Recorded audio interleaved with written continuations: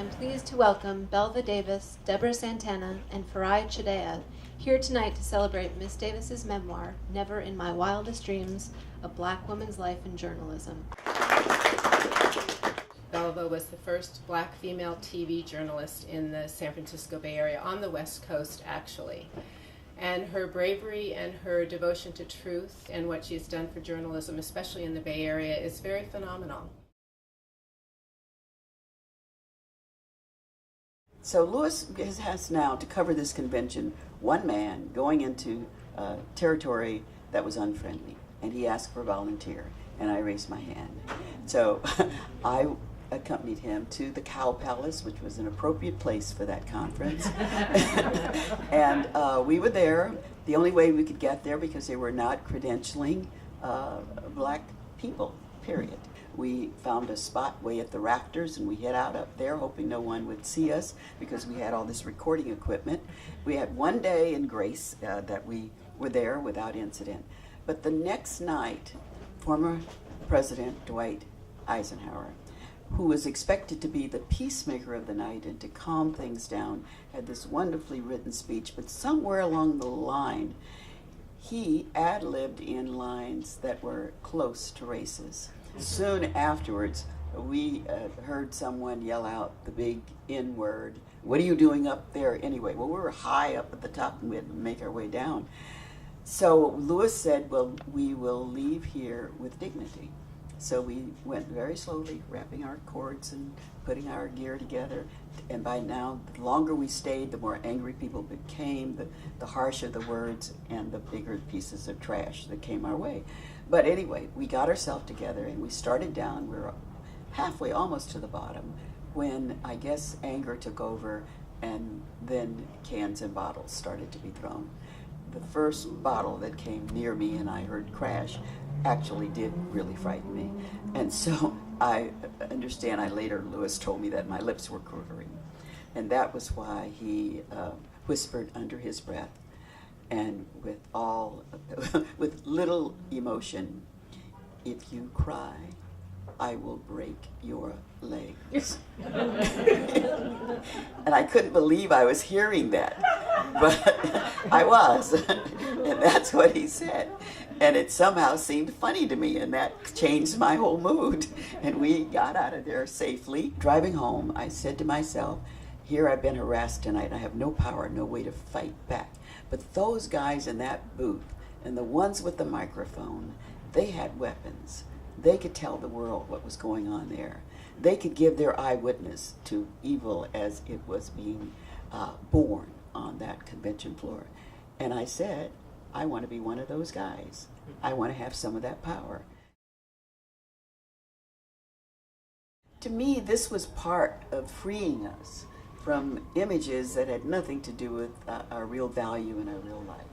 And I know that many people used to laugh at me when I said that I am hosting or promoting beauty pageants for black girls. And so I just wrote a little blog for Ms. called Fighting Racism, One Swimsuit at a Time.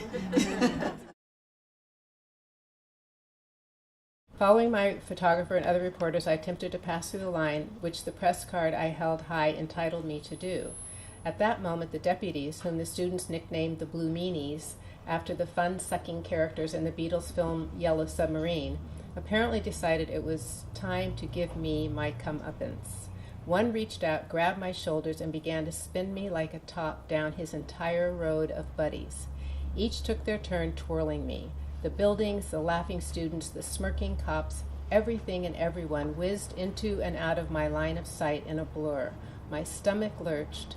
By the time the last officer released my shoulders, it took all I could muster to stand still, eyes squeezed shut, waiting for the world to stop hurling around my humiliation. That day was an over-the-top day. The sheriff of Alameda County wrote me a letter of apology saying that his men had been at it. Sort of, that they had, I've forgotten his word, something polite that I couldn't sue over. Yes. Brings up another topic. They hired me. I was so glad to get a job. I probably would have paid them. But what I found out later was that I was making half the money of the men. maybe you can give us your guide to what you think makes a good story and how you select one and how you tell the story. Every person who claimed to be a journalist ought to have something within them that sparks something called passion. Whether it's for justice, equality, whatever it is that you can find that resonates in your mind to make you want to learn more about it and do something about it, that's what really keeps journalism going. It's some guy or girl who gets hung up on some topic that they don't quite understand and keep digging until something happens and everybody says, God, what a story. Every progressive step in America seems to evoke its own backlash.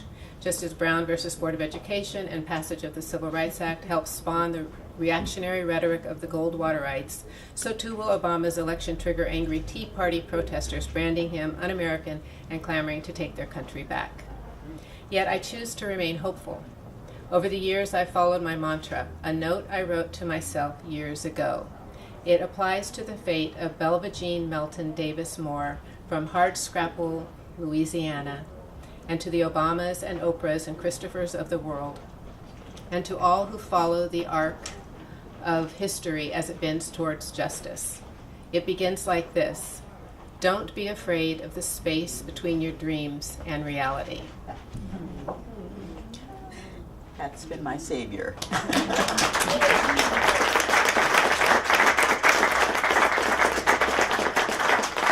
Thank you, Belva.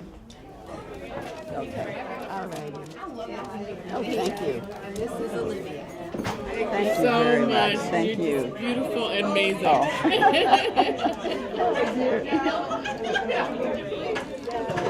But I'm getting this book from my mother, and her name is Ruby D.